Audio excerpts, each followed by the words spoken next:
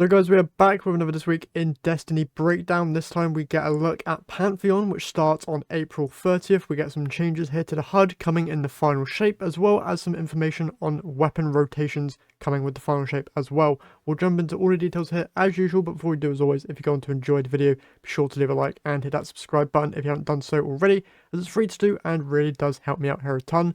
We're also getting super close to 1,000 subs, so any support there would be very much appreciated. But with all that out of the way, let's just jump into this week's TWID. Firstly, they talk about the new subclass and stuff coming that they already announced with the Final Shape developer gameplay preview, which I've already made videos on, so I'm just going to skip this. They also talk about the Interlight update, which is already out and most of you have already played. One cool thing here though is that they are making wallpapers for that cool cutscene that we saw upon loading into the game.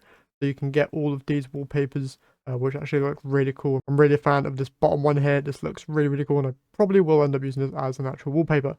But moving on from there, we have actual information about Pantheon. So I'm just going to read this as it comes. We've already shared some details about Pantheon, the new PvE challenge that will start on April 30th. It involves not only a gauntlet of raid boss encounters currently available in the game, but also a few twists on how to approach them. We're keeping some details close to the chest, including the list of enemies that you'll face, since you're eager to know more about it. The goal of Pantheon is to relive those incredible and heroic moments that raids always deliver, while also changing what you expect from some of the encounters many of you already know so well. Prepare to be nimble, adapt your strategies, or throw them out the window, and your fire team will find success. Pantheon will increase in scale and difficulty each week, starting with 4 bosses in the first one and growing up to 8 in a row on May 21st. Each time a new boss is added, the activity modifiers will rotate and the power cap will change, starting with players at 5 power below all the way up to contest mode equivalent of 20 power below. As difficulties go up, so does the pool of available weapons, so you can get adept weapons, deep sight versions of raid weapons, and even exotic weapons. Some rewards are weekly and others are linked to pursuits or triumphs like the 4 new emblems, but many will also depend on your performance. We challenge you to complete each encounter before the bonus timer expires to get a platinum score and the greatest rewards. When April 30th arrives, we hope you have trained and prepared yourself, Guardians. Shaxx will have the quest. You'll need to start your journey to become a Godslayer. Yeah, there's a title. The title is called Godslayer.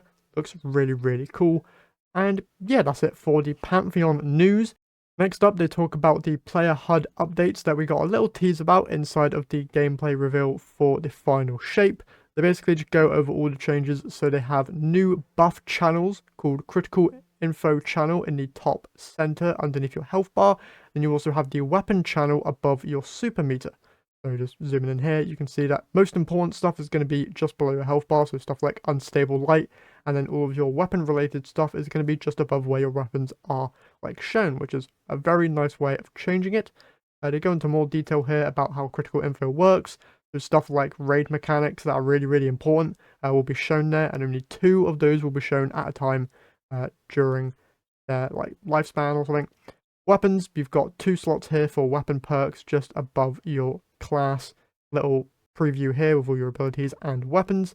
Then they also go into how the prioritization works. So the highest priority will be activity information. These are buffs that guide your play in the activity. We want to make sure players always have this information available. Note that dangerous or otherwise critical information will always be shown in the critical info channel.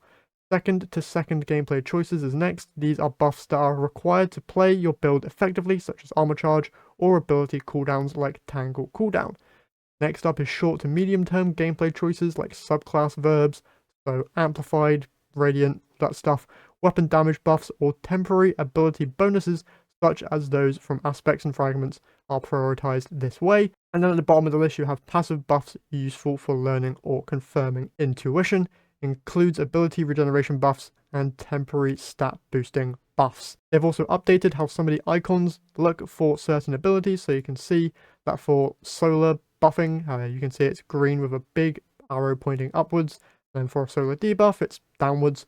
It's a very easier way to present these icons, and also the timer for these new icons will be on the left side rather than the right side of the text, just so that it's easier to read.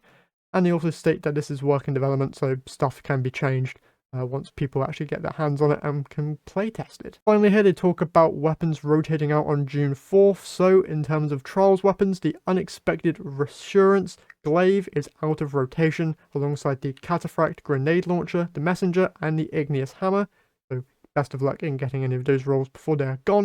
We've also got Nightfall weapons here, so Braytech, Osprey, and Loaded Question are also leaving. And then for Iron Banner, you have Jorum's Claw, Bite the Fox, Pressurized Precision, and the Swarm of the Raven are also leaving. One note here is that these can still be focused from their respective vendors, but they won't drop, and the Adept versions won't be available either. One final thing also, Kilt for Kids fundraiser is back, and there's an emblem for those who donate as well. And yeah, that's basically it for this week's tweet. Some nice information there about Pantheon, so get excited for that. There is more information about this that you can look for. Stuff in the API has been leaked, so you can go and see what the actual bosses are and what those emblems look like and some other cool stuff, but just go and look that up if you wish to. And yeah, that's it for this video. If you've enjoyed, as always, leave a like, subscribe, and I will catch you guys in the next one.